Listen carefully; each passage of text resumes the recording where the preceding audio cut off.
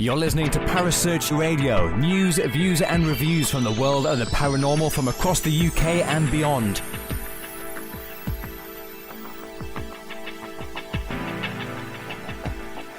Find us on Facebook, Twitter and the World Wide Web. Parasearch UK Radio.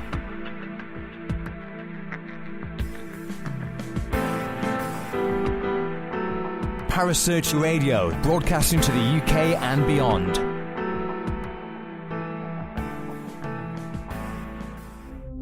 The views and opinions expressed by presenters and guests are their own and do not necessarily reflect the official policy or position of Parasearch Radio or its affiliates and sponsors. Listener discretion is advised.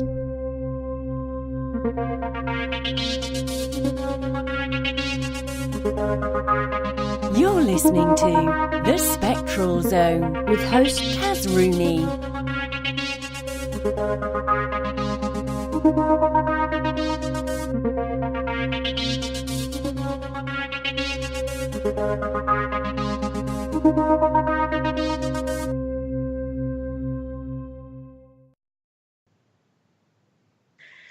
Good evening, guys, and welcome to Parasearch Radio UK's new Thursday night show, The Spectral Zone.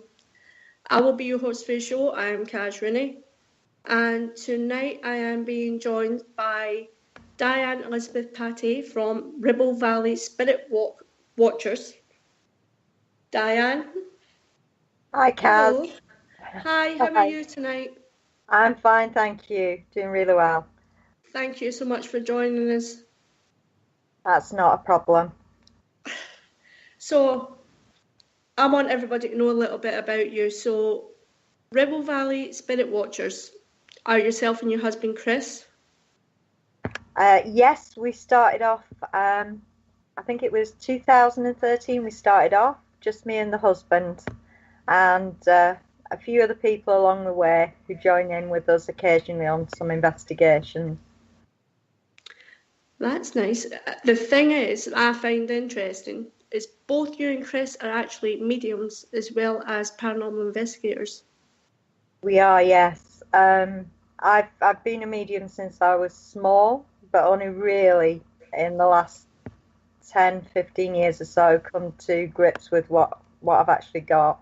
The husband's found out along the way. We're different in different areas with mediumship, so and investigation-wise, we're still investigators. We still debunk. We still this, that, and the other, even though we may get senses on things that are happening around us.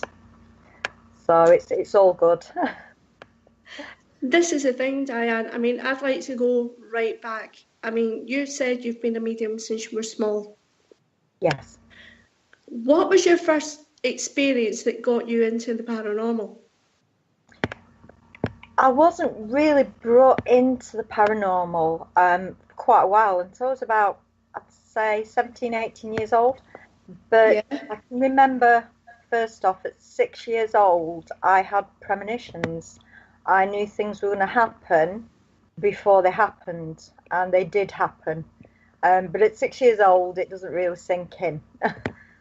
And when I got into my teenage years, as everyone does, you start looking at careers, at boyfriends, at etc., all that sort of stuff. Yeah. But I started work with my future husband, Christopher.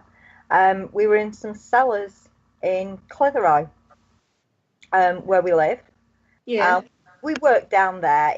We made concrete cement ornaments, garden ornaments, and quite a big cellars, 4 rooms to it, underneath one of the buildings in Clitheroe. And it was one evening I was there on my own, and the husband wasn't there, and I was 3 foot away from a shadow figure, and I mean a 3D shadow figure. Wow. And it stood and looked at me, and I tell you what, I beat Usain Bolt out of that door. I'm honest to goodness, at that point, that was when I started to realise what I could do properly. And I was out of there in no time whatsoever, which was really weird. But I must admit, I kept quiet about it because the future husband at that point, wasn't there. And I thought, if I go and tell him this, it's not going to look good. He's going to think you're a bit mad. Yeah, so I thought I just kept quiet about it. And I did martial arts as well. So when I was at a lesson one evening, he was down in the cellar on his own, working. Yeah. When he came to meet me from my martial arts lesson, he said, I hope you don't think I'm funny, but he says, I'm not going back in that cellar at night again. I said, well, why? He said, well, there's a figure down there. He said, it suddenly appeared in front of me. He said, I got out of there really quick. And at that point, I thought, it's not just me. So he's seen it too? He saw it too, yeah. It actually followed him. Because there are 4 rooms in that cellar. And it followed him from one room to another. And I think he probably lasted a bit longer than I did in there. But got out quick as well. So it was shortly after that, maybe a week after that, that we closed down the business, and I haven't been back in there since. But I do want to try and get back in there, and that's going back years now. Now you're a bit more seasoned to it, you want to go back and find out exactly what it was. Yeah, I want to go and find out what frightened me so much now, because I'm not at that stage where I'm frightened anymore. I could sort of like stand there, look at the thing and say, right, who are you? And hopefully not run out like Usain Bolt again. But yeah, I'd love to go back there. It's just getting the availability to go back. So when did you actually confess to Chris that you had had the same experience before him? No, he gave it up before I did. I wasn't telling him anything. I thought he was going to think I am a complete and utter crackpot, and that's it. You know, I've just started going out with this guy, new boyfriend. We're working. Yeah. I'm not going to tell him this, otherwise that's it. So no, I left it up until he told me, and then I thought, something's in that. It's not just me. But besides that, we had, because there was a shop upstairs of the cellar, we had the owners at the time and the shop assistants that were hearing the same noises as we heard as well. So, really? Yeah, so it was all being validated. Everything was being validated. So whatever was down there and whatever activity was happening, at least 4 or 5 people had heard it. I don't know whether they'd seen the actual figure, but me and Chris definitely did. So, how do you think, though, I mean, if you could get back into the location now, obviously you would approach it very differently. How do you think you would approach it differently? I think I'd go in there, and knowing what I know now from going into the paranormal field and into mediumship, I think what I would do is go in there and say, right, you know, you're here. I know you're here. You obviously showed yourself. So do you want to communicate? And I would try and see if I can get that communication and find out what, who, and where, when, and why. There must be a story there somewhere. I think I found out a rough story of what could have happened. It's not very nice, but yeah, I need to go in there and see if I could get EVP, see if I could get communication spiritually, and find out if that's what actually happened, because a body did go missing. A murder happened and a body did go missing in Clitheroe in the middle to late 1700s. Yeah. And then 3 years later, the body appeared dumped in one of the churches in Clitheroe. Wow, you're joking. No, and nobody knows where the body was. 3 people were hung for it because they confessed to it at the time. I'm not sure which court it was in. I think it was either Liverpool or Manchester. But these three confessed to the murder of this gentleman and said that they had to confess because he wouldn't leave them alone. So I'm thinking it's this guy, but I can't be sure. So you never know. Perhaps we'll go and find out sometime. Perhaps I'll get back in there. Hopefully you can get back into that location then. And find out what exactly the history and what's going on, yes. Yeah, it would be interesting to find out. Now, when you and Chris, how did you come about deciding to set up a paranormal team?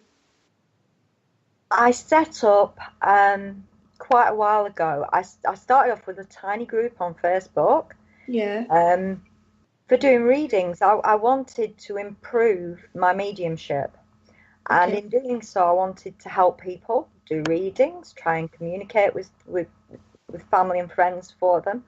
And I started off with 15 people on a little group on Facebook. And after it started going, we got more people wanting to know about investigations and more about this, that, and the other, as well as the mediumship. And it was then I decided, right, let's go for it. Let's go and find other spirits. Let's go and communicate. Let's go and get evidence and use technology and see if we can actually get evidence to spirit. If we can feel them, can we record them? Can we, use the mediumship, but use the technology that's available as well. Do you feel that they work hand in hand for you, though, the mediumship and the technology? Yes, I in specific areas, EVPs, the voice recordings, I have had some amazing ones, some really, what they call Class A's, where you can hear what it is, how it's said like me talking to you, and there was... You've actually sent me a couple. I do remember you have actually sent me a couple of them. There is a couple that are really, they blow your socks off, definitely. The K2, I used that a while ago, but I moved up to something called the Periscope. Yeah. Which is supposed to not be set off with as many things as the K2 is, electromagnetic field-wise.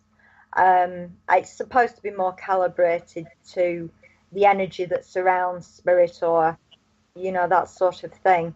I'm still working with that. I'm still trying to see if that does work with, the mediumship and that. I know the K2 used to, and I'm still working with the Periscope yet. So I haven't really made a decision as to whether it is or isn't.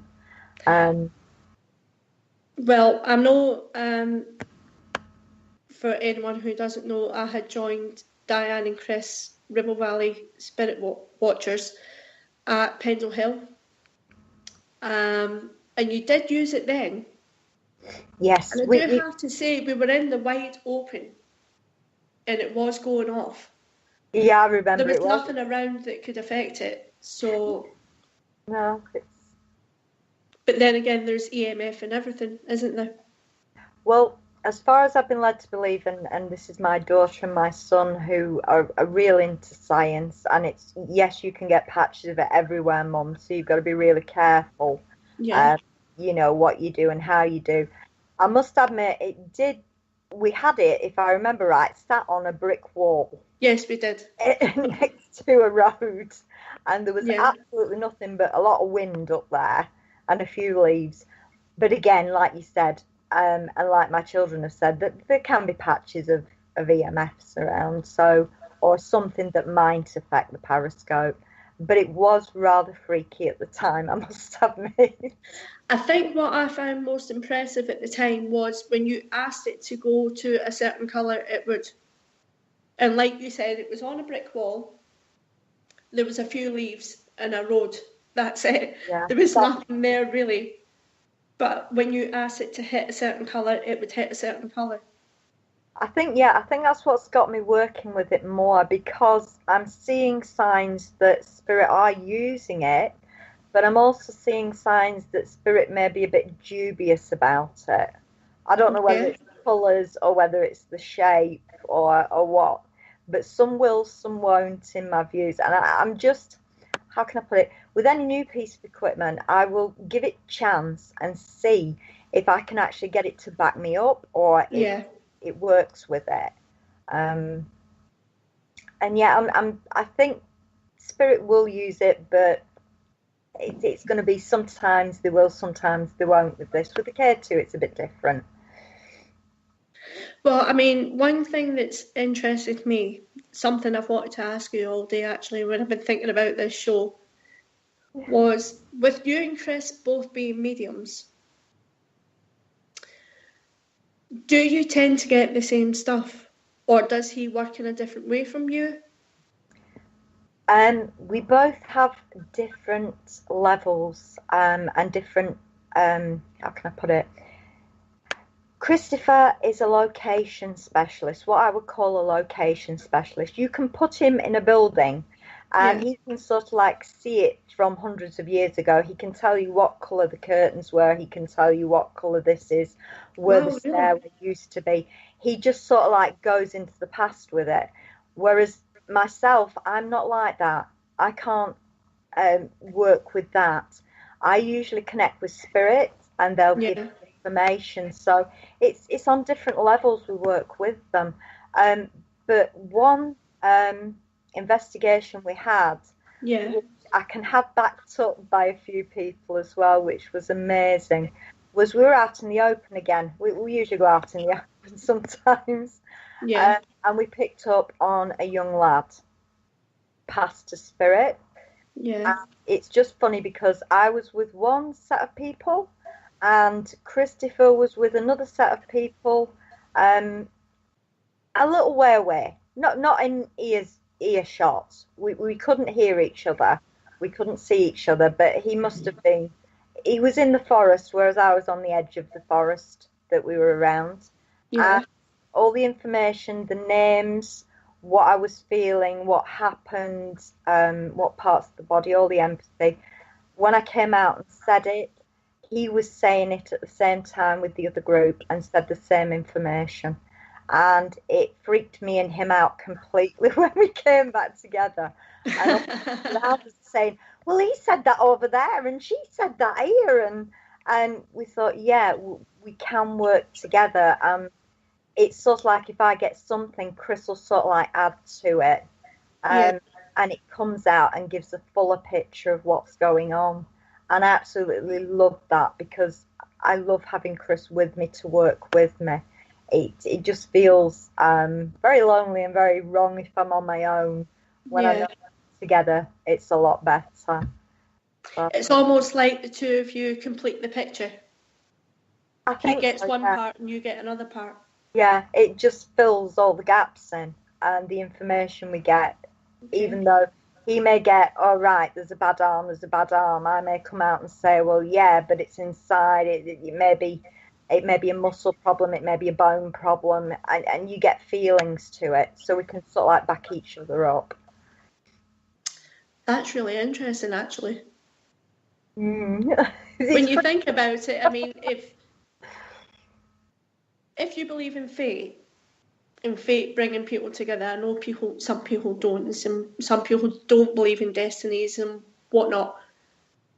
But if you look at it that way, it'd be almost like the two of you were destined to be working in this field together.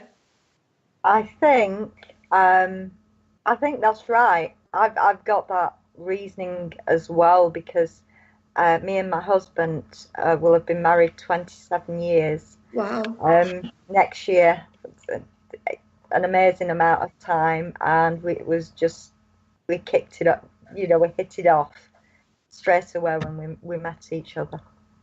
So maybe. Told me that yet. They haven't given me any information into that yet, but I think there is a gel between us that just works. Now, I know you work quite a lot with another investigation team. Do you want to tell us a bit about your experiences with them?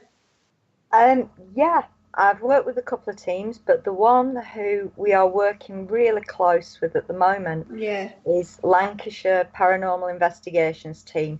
It's Tracy and the gang. Who were also at Pendle Hill. Yeah, some of them were there as well. We had a lot of different. We had some of the older Ribble Valley Spirit Watchers members there as well. There was Alice and a few others. But Tracy, we started working a lot with, and a lot with her team.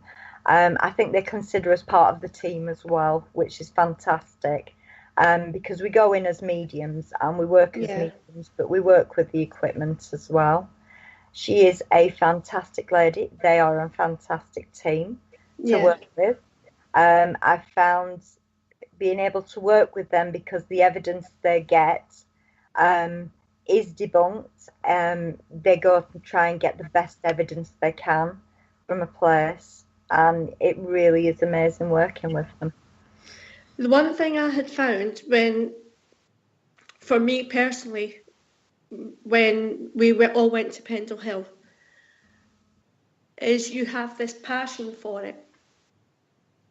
Do you know what I mean? You just have this passion for it. It's like it's in your blood. And everybody we met there, they were really nice. But yourself and Tracy worked really well together as well. Yes, we do. I think I do believe that spirits sort of like push you where you need to go. Yeah. If you're supposed to be with someone and meet someone, then I think, like you said, fate or destiny, I think that's the way it is meant to be. And I've met quite a few people I've worked with along the way. Still working with a lot of people. And I think that's really what I'm meant to do and how it's meant to be. I mean, I can't say, even as a medium, I can tell you everything about spirit, because I don't think one lifetime is enough to learn everything in spirit or in the paranormal field. I would actually agree with that. Yeah, there will never be an end to learning. You know, the only person that knows everything, I must mention him, otherwise he won't be happy, is I have a spirit guy called Henry. Okay. Henry has been my block of stone. He's absolutely amazing, and I've learnt with him and I've worked with him since I started my mediumship, and he knows more than me, but he won't let it on. He won't. If he's not to tell me, I don't get to know it. You get drip fed what you need to get at the time. Yeah, and I get the head shake when it's a no. You know what I mean? Yeah. Everyone's sort of like, you know, you got the lottery numbers. The amount of times I've had that, you give us the lottery numbers. And I said, right. I said, come on, Henry. I said, let's have a go with it. What's the lottery numbers? And he just sort of like tutted and shook his head at me. So I thought, nah, it's not going to happen. What we're meant to know, we know. What we're not meant to know, we don't get to know. It's as simple as... I would actually completely agree with that, because to me, my way of looking at it is we're here to learn from every little situation or drama or whatever it is. You're learning something from it. Doesn't need to be in a paranormal sense, but you are learning something from it. So I take the stance that it'll come in time. What you're meant to know, you're going to know at the right time. That's the way I look at it. Yeah, I've got to say I agree with that. The number of times, I don't know if you know much about spirit guides or whether you connect with one. Henry sort of like, there'll be times that he gives me information and it's always advice, or maybe you should, maybe you shouldn't. Spirit guides can never make you do anything. They can never push you to do anything. It's got to be your choice. And the times he slapped himself in the forehead because I've decided I'm going off on a different route.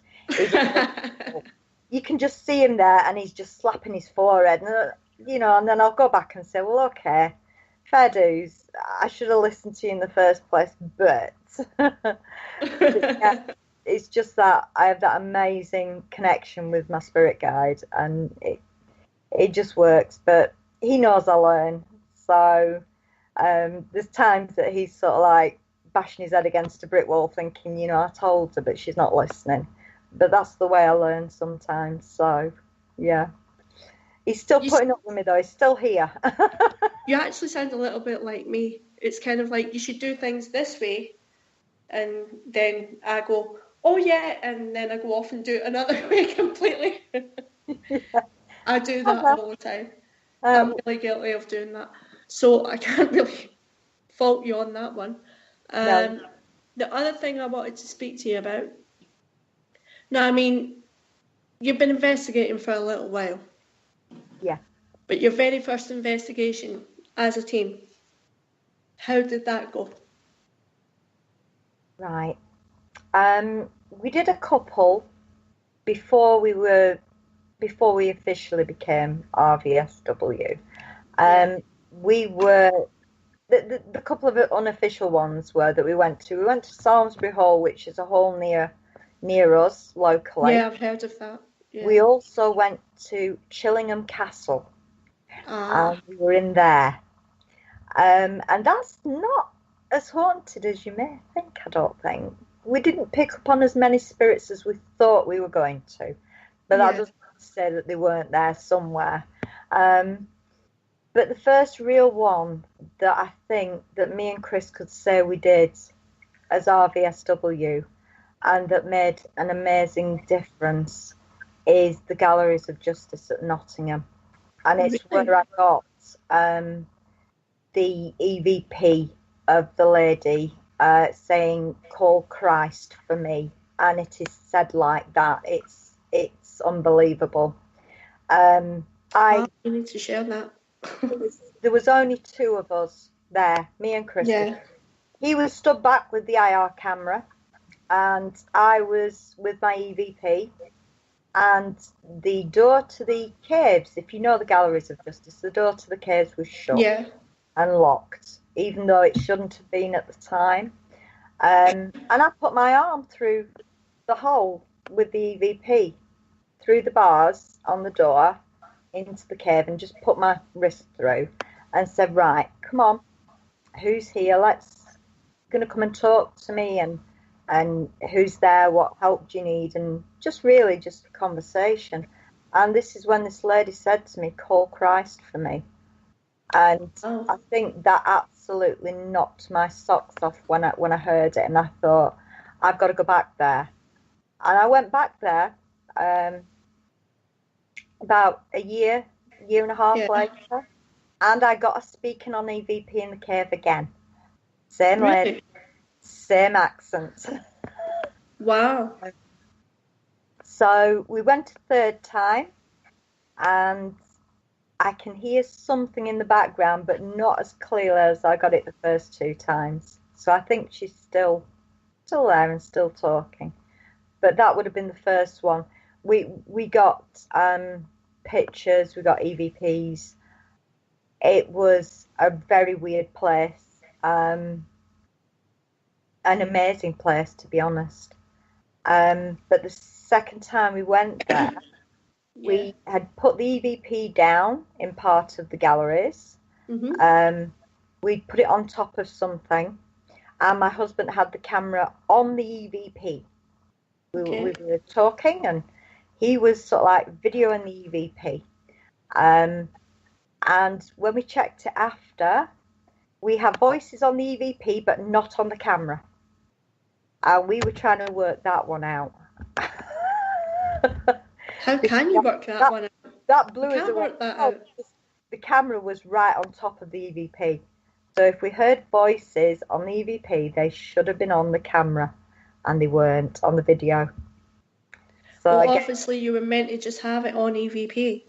Yep. It only That's really strange, isn't it? Well, it was quite funny what was actually said as well, because going into that part, my husband thought he picked up on a lady, which he did going into that part. And then he thought the connection was lost. So he said, I'm trying to contact the lady that, came to me before. And the EP said, she's not here. Really? Yes, we got a direct answer saying she's not here. Well, that was you told them, wasn't it? But yeah, I mean, I've got all these EVPs. I've kept them all. They're all for anyone to hear if they want to. Oh, I well, don't share them. tend to post them all over YouTube or anything like that. I'm Yeah. not really into posting, main of the stuff. Maybe a few bits and bobs here and there. Yeah, I mean, I can understand that. I mean, you've done quite a few investigations by now. I mean, you've done an awful lot of investigations by now. But if you were doing private work, just you and Chris, how would you approach that? We do. We do what we call clearances, removals and investigations for private, confidential, just ordinary people. We don't let anything like that go because, of course, it is confidential. Oh, yeah, obviously. There are a few things that we've come up against over the years that you can talk about, but actually understanding that they exist or trying to prove that they exist, I don't think we ever will. But we've come up against quite a few of the times it's been spirits who needed help, and that's as much as it's been. Yeah. Somebody that's lost, somebody that doesn't know that time's moved on, just things like that. There's only been like one occasion where we've come up against something that, or maybe two occasions we've come up against something that I wouldn't say is human as such, but more a negative, as in negative energy. Yes. Yeah. And in those cases, I can tell you that one we removed. Yeah. But it wasn't just down to me and Chris how it was removed. That's as much as I'll say on that one. The other one, we have not been able to remove, and I don't know if we ever will do. It would take far more than me and Chris to sort out the other one that we have. So some things are probably better left as they are, if you know what I mean. Well, I can understand that. I can understand that completely. Yeah. One situation I have found myself, well, I've actually found myself in this situation twice. As you know, I mean, I'm not a medium. I'm a sensitive and an empath. Yeah. But I have been on 2 investigations. And I'd be interested to find out if this has happened to you or Chris, but literally as I was walking in, I was walking in actually with another person at the time, and it was like a brick wall was slammed in front of us and we couldn't go any further forwards to go into the place we were meant to go to. Has that ever happened? Yes, they can do that. They have the ability to do that, to stop you. As a medium, I'll find it if it's somewhere that I'm not supposed to be or they don't want me. It's like that's the way I took it, yeah. It's like an energy wall. And you cannot. You physically cannot move. No, you can't get past it. You literally just stood there like stuck. It's like your feet are glued to the ground and you can't move any further forward. Yeah, some energies are strong enough to be able to do that and put that in the way. And then you've got other scenarios where you can come like, how can I explain it? You can come across something that you can walk through, but it still feels like a wall. It still feels like there's massive energy there. And that's to do with what people call portals, vortex, things like that. But if spirit don't want you somewhere, you know about it definitely. If they've got the energy to do that. So yeah, I can completely validate that for you, Caz. It's if they don't want you there and they want to put a brick wall there, that's what you'll get. Because I've had it before. Have you ever come across a situation, Diane, where you and Chris have went to a location but only one of you could go in? Not as yet, but it's one of the private ones we did go on. Me and Chris separated, and I took on something that was well above me, and I needed Chris with me. Yeah. And Chris came down to where we were. But I don't think together we can be stopped. Not being big-headed or anything. Yeah. But the amount of energy and the spirit guides and what we can do together, I think it's very difficult to stop me and the husband together from going somewhere. But if we're on our own, I think that, there's a possibility there where something could interact with us and stop us. It's like I said, it's few and far between that I've ever come across anything that I would say is a negative energy cloud, is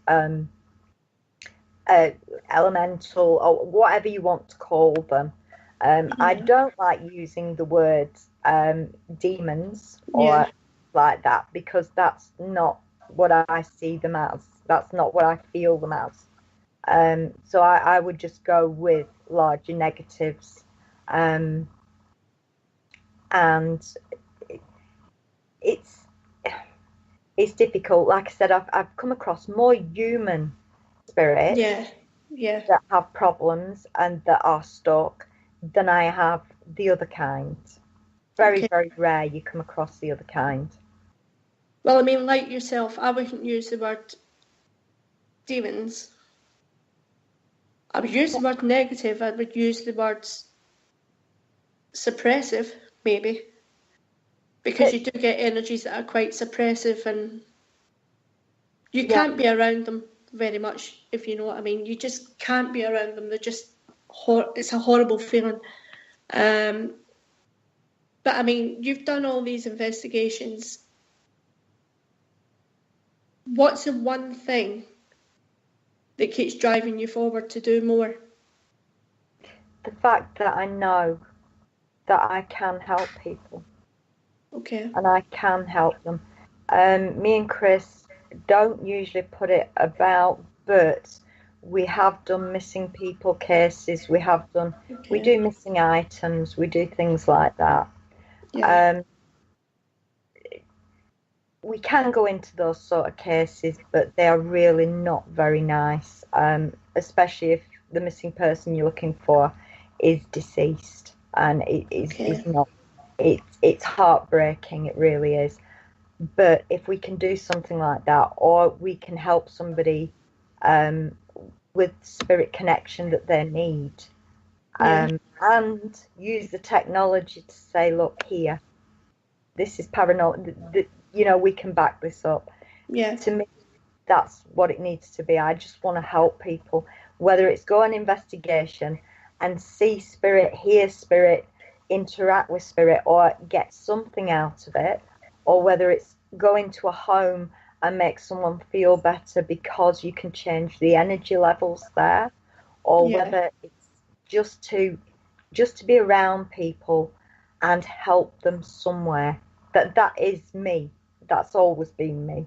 So I mean, that's you meet motivation. You meet all these different people when you're doing investigations. Like myself, I've met so many people. I've met wonderful, wonderful people, and I've learned loads from them. And I've met people who have never done an investigation in their life and have turned up completely terrified. Yeah. For lack of a better word, they've turned up absolutely terrified and expected all sorts to be happening. And but what do you feel that you gain, that you and Chris gain from working with all these different people? I think that we gain an awful lot of friendships, and I must admit, with people, with me doing readings and also was doing private investigations and clearances and things, I always keep in touch with those people. It's like building on building, and the friendships and the connections we have is amazing. Whether it's either here in country or in other countries as well. And I meet different people from different areas and different aspects of the paranormal as well. Yeah. The way I see things is, yes, I'm a medium. Yes, I'm an investigator. Yes, you may not believe what I can feel, see, hear.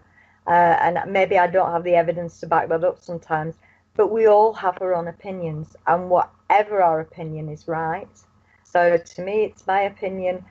To someone else, it's someone else's opinion. I would never go at someone and say, no, you're wrong. It's got to be this. Because it's not. Because we're all different. Well, this is the thing. I mean, there's no one that I would class as an expert in the paranormal, so to speak. Yes, people can be very knowledgeable in different areas of the paranormal, but I don't class anyone as an expert or knowing everything that can be known. But I feel that when we do go on these investigations, we meet all these different people. You do take something away from every investigation, don't you? Yes, you do. Whether it's helping pass somebody on that needed help, whether it's meeting some really nice people, whether it's meeting some frightened people that you've been able to maybe ease off a little bit. But there's always something to gain, even knowledge out of it. And I think that's what, when we go on investigation and we do invite people with us, it's what they gain out of it as well. Quite a few of the people who have been first-time investigators that we've taken with us, we say, yeah, come with us. Come and see if you can get some interaction with spirits, see what you can feel. And a lot of them have gone on to think, wanting to join teams, staying with us, or going into the paranormal field themselves, which is an amazing thing. Well, I mean, what I've actually found as well is, I mean, you strike me a bit like myself in some ways. What I've actually found is, I mean, obviously you work as a medium and obviously you still have your tech because of your investigation techniques. But when I'm going to investigations, I tend to find that I'm handing out my equipment more than I use my equipment. I do tend to do that too. I think at the last one we went to, somebody used my K2 a bit too hard because the button on it is a bit dodgy now. Oh dear. So I think I'm going to be asking Father Christmas if he can bring new K2. You never know. But I do like people having the equipment to be able to see. And it's in such a way that if they're working with it and I'm around and they're sort of like stood there, they're next to the light socket and then the K2's going off, I'll say, well, no, think about it. You've got to come away from any power sources. You've got to, but when you see it in the middle of the room and it's not near anything and it can't be set off by anything, then, and the people are seeing this happen and it's responding to them, that's amazing as well, Now, I want to ask you about one of the recent investigations you've done. Yeah. The ancient ramen. Yeah. Very weird place, that place. Very weird place. Now, can I ask you something? Certainly, yes. I would like you to confirm this or deny this, whichever fits. Yeah. But did you find that it's actually warmer outside the ancient ramen than it is inside it? Yep.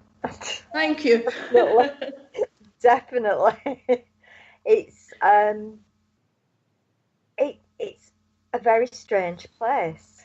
There's isn't it? Energies in different areas of that place. You're sort of like walking through different time periods. You're in one part and it's one certain type of energy. You go into another part and you're suddenly feeling differences. And there is so much going on there. It's really, really weird. Now, what I found quite strange was when we went into that place, or I went into that place, it was very, very flat. I went into the bishop's room and I could quite happily have gone to sleep. I went to the witch's room, I could quite happily have gone to sleep. This is the thing with paranormal investigations. People are booking them, going to them and expecting activity every single night, which isn't going to happen. No. Now, obviously, you've had quite an active night. My activity didn't pick up until well after midnight. Yeah, I mean... Yeah. Sorry, I'll let Go you... ahead. I was just going to say, spirit are like the little batteries. There's times where different spirit will be there and they move around. So maybe you're interlapping where some spirits have left, the others haven't quite come in yet. But also, if the energy's been zapped, if they've used up a lot of energy doing something, they have to recoup that energy, which is usually when you tend to find your phones go for it first, and then your cameras and whatever else from. There is a certain location, I won't mention the equipment, it's just an absolute nightmare. It is a nightmare. Yeah, they will zap it when they can't get energy from different areas, different places. I mean, the one thing that got me about the rally, when we got told we were going there, and this is with Tracy's group, Lancashire Paranormal, it was fantastic working with those guys that night. But we were travelling down with a couple of them, and on the way down, I came out and said some stuff before we even got there, because I had a spirit connect to me before we even got there. Okay. And it was really weird stuff. I'm thinking, where's this coming from? Because this just doesn't sound right. Because I was getting actually that people were brought over there from Africa. And I had a lady with me who certain jewellery on and different things that I could relate to a member of the team. And, you know, I'm saying, lady's saying this, she's saying that, she's got a connection to here, and they said, how did you know that? There is, I got it validated. I said, I didn't know. I said, but she's here. I said, and then she actually talked to me and gave me a word, a couple of words that I didn't understand until I tried to translate and look up, which you'll probably remember because I gave you the words before you went into the ramen, and this was Tom's lady. To explain this to everyone listening, Diane had actually messaged me and said, I am not going to explain why, but I know you're going to the ancient ramen, and I would like you to say this. And it was an African saying. It was African. I didn't understand it. She wouldn't tell me what it meant. She only told me I had to say it downstairs, and on the very first video we done in there, I'm actually saying it. But you can see a lot of bemused people around me kind of trying to figure out what the hell I'm doing. And me saying to them, it's okay, I know what I'm doing. Sorry, Caz. I just had to do it. I asked you, and I also asked another team, Harry at Pitch Black, to do it when she was there. Yeah. Because I wanted to see if you get a reaction from that lady who I knew was there. I wanted to see if there'd be any reaction from the other spirits there as well. And this is why I couldn't say much at the time, because I wanted to. You always try and test the water to see if spirit will react. Oh, yeah, and seeing I found out that this lady had spoken to me, and it was verified as an old language, and it was Nigerian and Somalian or something. And it was said how it had been said to me, and I heard it, and I said it to somebody. A person from that area had validated that it was a very, very good translation of it, of what how I'd said it. And I said, well, I even get me English mixed up, let alone anything else. So I do have to admit, I mean, when you first sent me, I thought, what is she sending me? And then you said to me, I'm sending you the phonics. Yeah. Because I'm looking at it and I'm going, that makes no sense. But I just needed to see if she or any of the others that were there, because I know they brought a lot of people from Africa there to work, for them. I don't like using the word be slaves, but in that time period, it would have been. And they use them there to make buildings, to do building work and things like that. But I do know that they were kept at the ramming. I was told all this on the way down. I do not research anywhere I go because I like to get validation as I do. So whichever teams we go with, or even with Tracy's team and that, if Tracy knows or one of her historians knows, you keep stum. We don't want to know.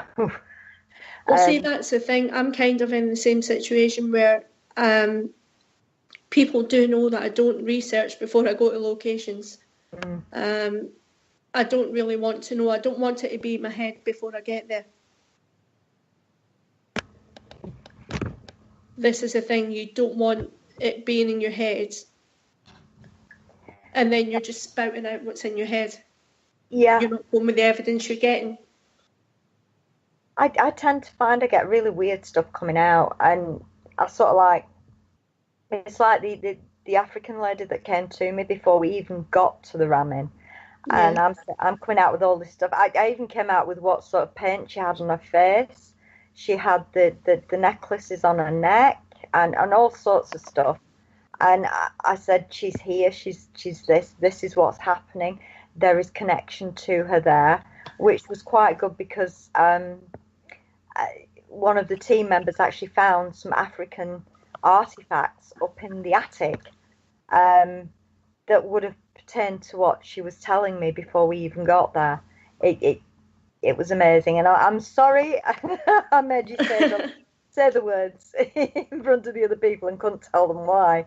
I do apologise to everyone that was with Caz for that, because they were rather weird words.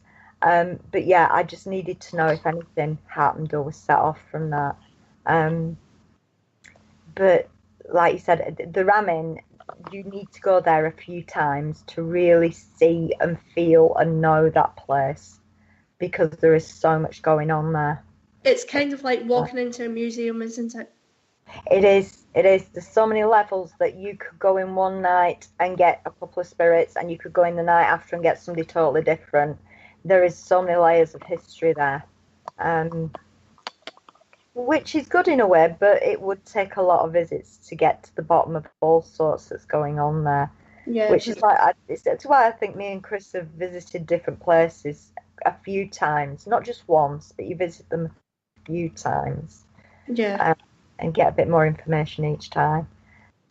So Diane, looking forward to 2018.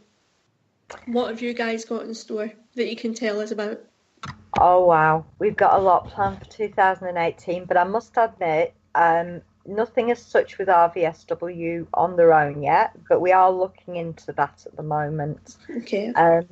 But with the Lancashire Paranormal team, Tracy's team, we've got loads coming up.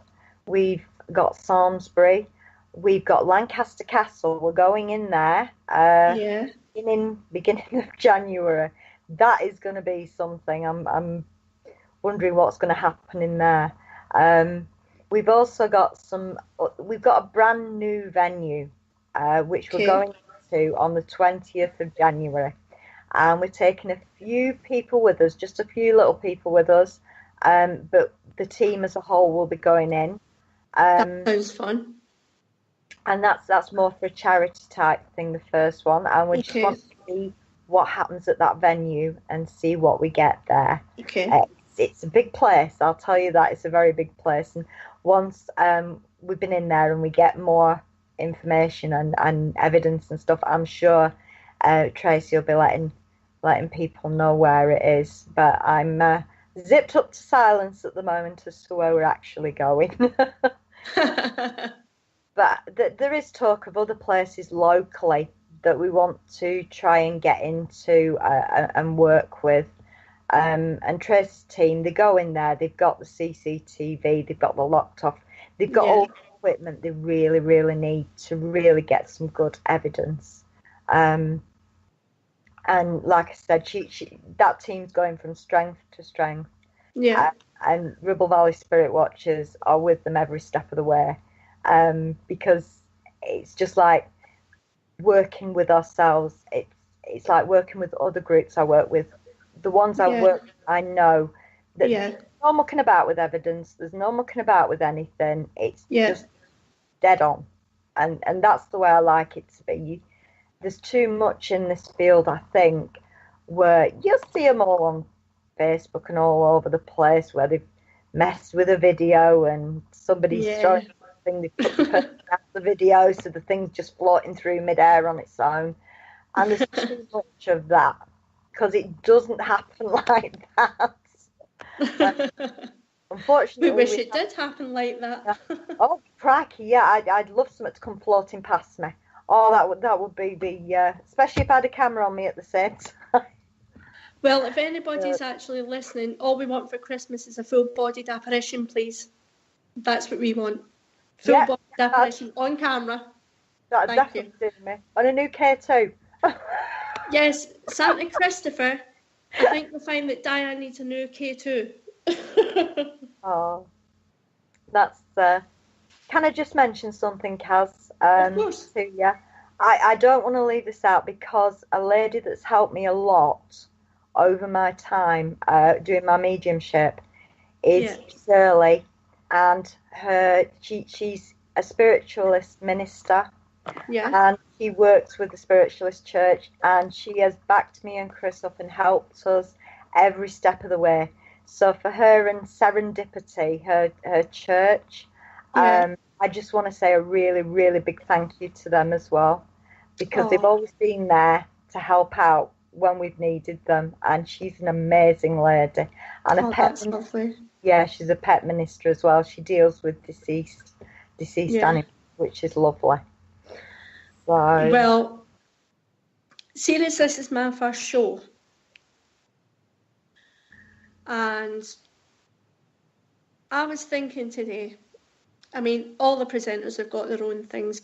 Kerry's known for her research and the crystals, and Paul's known for looking at the research an hour before he goes on air, and kind of things like that. So, as we're coming to the close of the show, Diane, I'd like you to tell us the funniest paranormal experience you've ever had. Oh dear. It wasn't really paranormal, as you could call it. Okay, I've got to let it go. It was at the Galleries of Justice. Okay. I've got the video, never mind the T-shirt and everything else to go about it. We were finishing off a full night investigation. As you know, when you do a full night, Caz, you get to that stage in the early morning where you've just sort of like had enough. It's just got to that stage, Yeah. And we're there in this courtroom, and suddenly there's only three of us. And I'll tell you now, it wasn't me. I got blamed, but it wasn't me. Decided they were going to break wind, and in this dead of the early morning courtroom that's massive, that echoes. My goodness, I'm there with an IR camera, and I couldn't stop shaking the IR camera. And the husband, who's to the other side, says, really? He says, Diane. I said, I'm pointing at the other guy over the other side. And then I'm not quite sure whether it was the other guy or the husband, but one of them did it again. Oh, well, that was it. We were in fits of hysterics.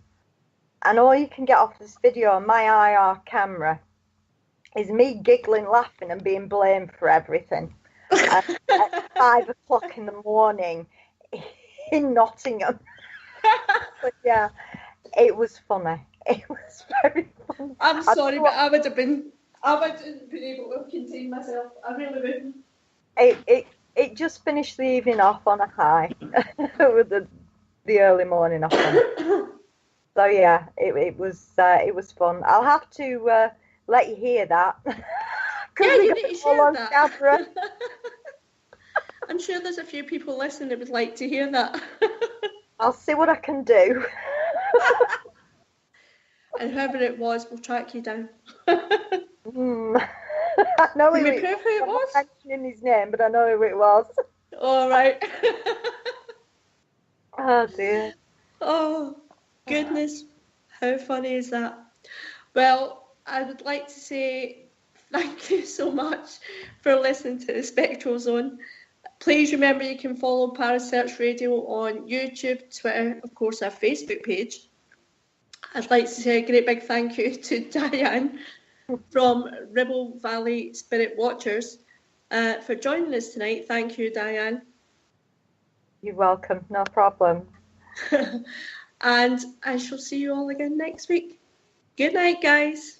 Night. Thank you for listening. Night. Don't forget to join us for more shows throughout the week. Find us on Facebook, Twitter, and the World Wide Web to keep up to date with all the shows right here on Parasearch Radio.